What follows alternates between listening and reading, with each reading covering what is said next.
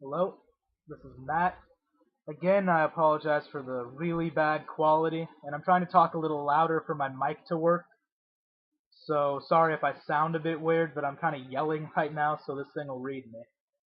But I should be getting a better webcam and a better mic soon, thankfully. At least a better mic. The webcam might come later. But what I wanted to address was my dad's comment on my last video. And in my last video, I said that gays should be able to get married because of the 14th Amendment. Because marriage grants rights, and we're denying people rights based on sexuality. And I still stand by that, but I see my dad's point and where he's coming from. And his argument is that that marriage is Christian, like I said it was.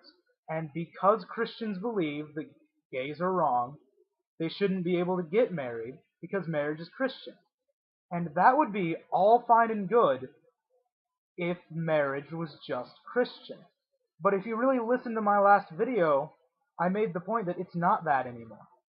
If marriage was, nowadays, just going to a church, a Christian man and a Christian woman, who get married for the sake of holy matrimony, if that's what it was, then I would have no problem with you saying gays couldn't do that, because there is no legal benefits.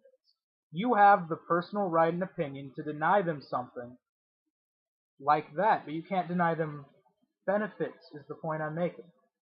It's not just Christian anymore. It's part of the government. It's part of the system. It's down on paper. Getting married means something legally, not just spiritually. So, in that sense, gays should be able to get married.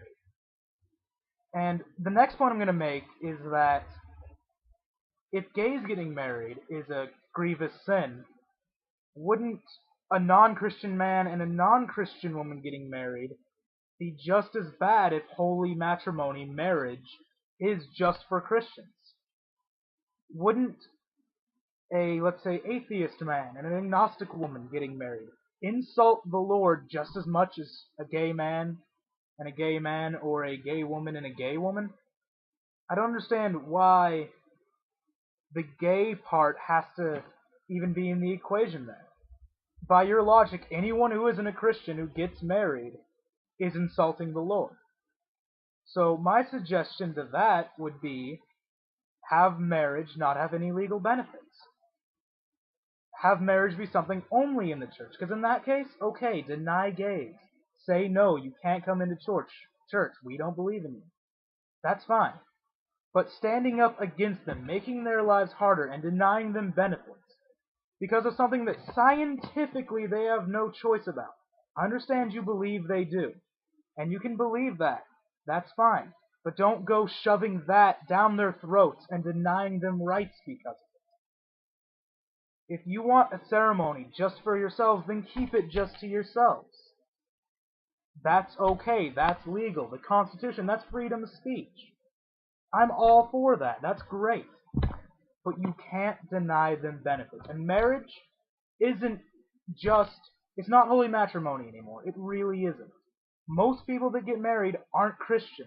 They're not doing it for holy matrimony. It has nothing to do with God. And marriage in America has nothing to do with God now.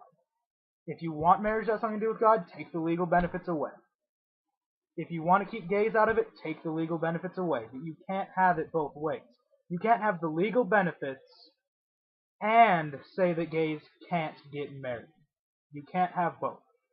If you want to come to a good, reasonable standing ground for both of you, take the legal benefits from marriage, make it just something to do with church and religion, make it just a spiritual bond with no legal ties or benefits, then you can keep gays out of it. Then make a union-type contract for people who aren't Christian that gives benefits, that gays, lesbians, anyone can be on. That is about unity in any way, about love, I suppose, and starting a family, more than a spiritual decision or a spiritual binding. And that's really all I have to say about what my dad said. I can perfectly understand where you're coming from, but you also have to understand everything I just said. So please, just listen to this a few times if you don't get it the first time, and think about it.